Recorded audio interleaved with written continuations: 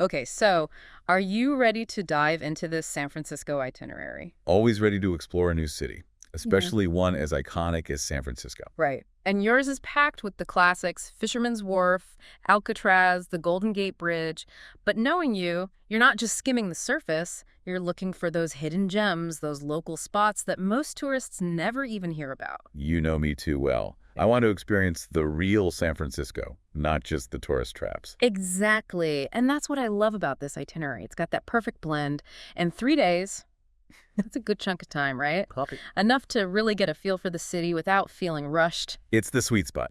3 days gives you the breathing room to wander off the beaten path, discover those charming cafes tucked away in North Beach, or lose yourself in the vibrant murals of the Mission District. Okay, you're speaking my language. So let's dive into day one. It's all about the waterfront, Fisherman's Wharf, Ghirardelli Square. You picturing that chocolate yet? Yeah. And of course, Pier 39, where those sea lions rule the roost. Oh, the sea lions. They are quite a sight to see, sprawled out on those docks. Yeah. And speaking of sights, have you ever been to Alcatraz? It's one of those places I've always wanted to visit, but I've never had the chance. It's eerie and intriguing all at once. Right, your itinerary mentions watching Escape from Alcatraz beforehand, which is a great idea. It adds a whole other layer to the experience. Totally. Now, after you've braved Alcatraz, you're heading to Coit Tower. Those views. Panoramic perfection. Breathtaking. And don't just glance at those murals they depict life in San Francisco during the Depression, painted by local artists. They're like windows into the city's soul. Oh, I love that they incorporated public art. It's not just about the view, it's about the stories those murals tell. Okay, and then no San Francisco trip is complete without a ride on those iconic cable cars. They're practically a moving landmark. And your itinerary has a great tip. Check the official website for multi-day passes. They can save you a bundle if you're planning on doing a lot of exploring. Good to know. Okay, day two, it's all about the Golden Gate Bridge, another icon. Your itinerary suggests walking or biking across, which I have to say both sound pretty amazing. There's something truly exhilarating about biking across that bridge. The wind in your hair, the sun on your face. It's an experience everyone should have at least once. I'm adding it to my bucket list right now, and you highlighted a spot that I'd never even heard of, Battery Spencer. Tell me more about it. It's a bit of a hidden gem, tucked away in the Marin Headlands. Oh, You get these incredible, almost surreal views of the Golden Gate Bridge from there, especially at sunset. okay, that's going straight to the top of my list. And speaking of hidden gems, what's the deal with the Presidio? It's on the itinerary, but I don't know much about it. Oh, the Presidio is a treasure trove of history and natural beauty. It used to be a military post, so you've got those historical layers, but it's also home to museums, hiking trails, and stunning views of the bay. See, this is what I love about these deep dives, uncovering those unexpected layers. Okay, we've explored the waterfront, conquered Alcatraz, biked the Golden Gate Bridge. I'm guessing we've worked up an appetite by now, right? You bet. And luckily, your next stop is Chinatown, which just so happens to be a foodie's paradise. Oh, I love a good Chinatown. The sights, the sounds, the smells, it's like stepping into another world. And I'm always down for some authentic dim sum. Your itinerary didn't specify, but I highly recommend checking out the Golden Gate Bakery for their egg tarts. They're legendary. Ooh, now you're speaking my language. Yeah. Okay, so after we've had our fill of dumplings and egg tarts, what's next on this San Francisco adventure? Well, what better way to end the day than with a magical sunset cruise on the bay? All right, day three. This is where we really get into the heart and soul of San Francisco, wouldn't you say? Absolutely. Day 3 is all about those hidden gems, those local flavors that make San Francisco so unique. And it all starts in North Beach, a neighborhood practically synonymous with literary legends. I mean, City Lights Bookstore, that's on every book lover's bucket list, right? It's a pilgrimage.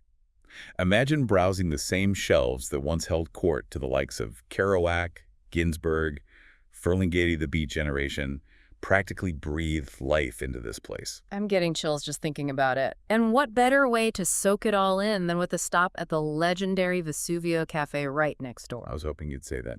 Grab a coffee, maybe pastry, find a cozy corner, and just imagine the conversations that have transpired within those walls. It's like stepping back in time, right? And speaking of history, this itinerary doesn't forget about those vibrant murals in the Mission District. Have you ever seen them in person? They're supposed to be incredible. They're more than just murals. They're powerful expressions of the community. Each one tells a story, Reflects the history, the struggles, the triumphs of the Mission District. Oh, I love that. It's like a living, breathing art gallery, constantly evolving.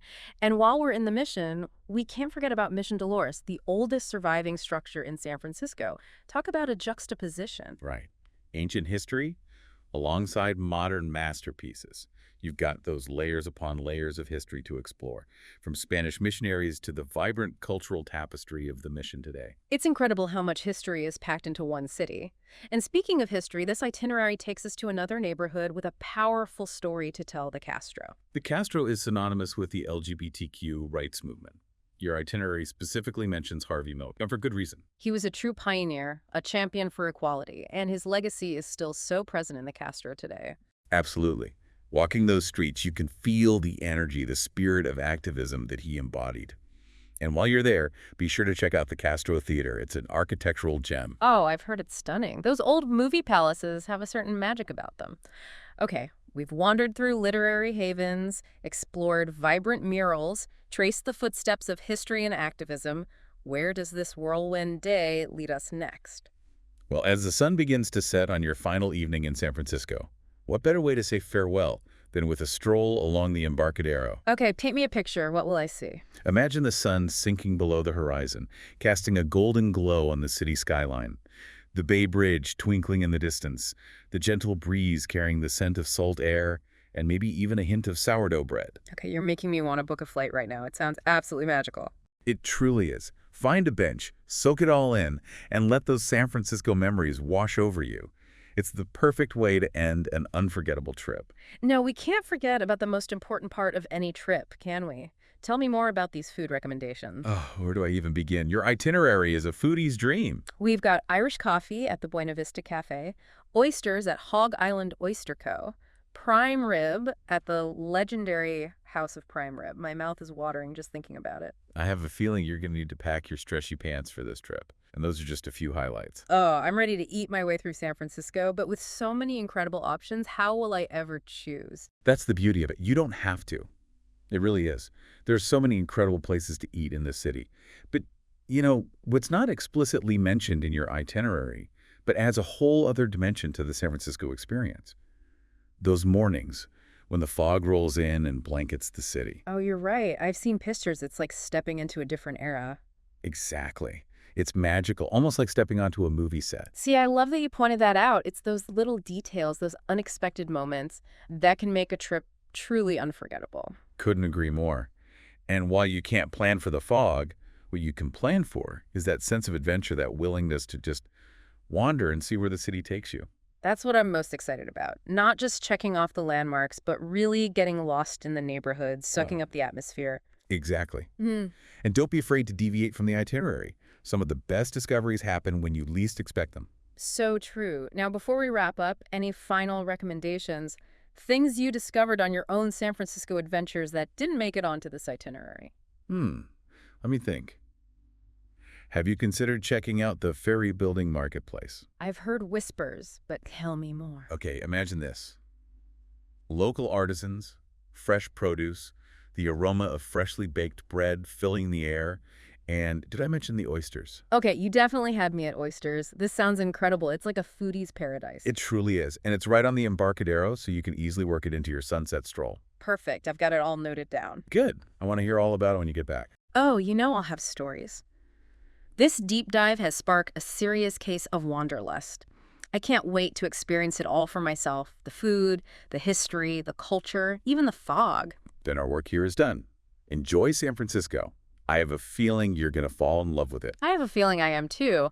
Thanks to you, I feel like I've got the inside scoop, the keys to unlocking the real San Francisco. Anytime. Safe travels. To you as well. Yeah. And to everyone listening, thank you for joining us on this incredible journey through San Francisco.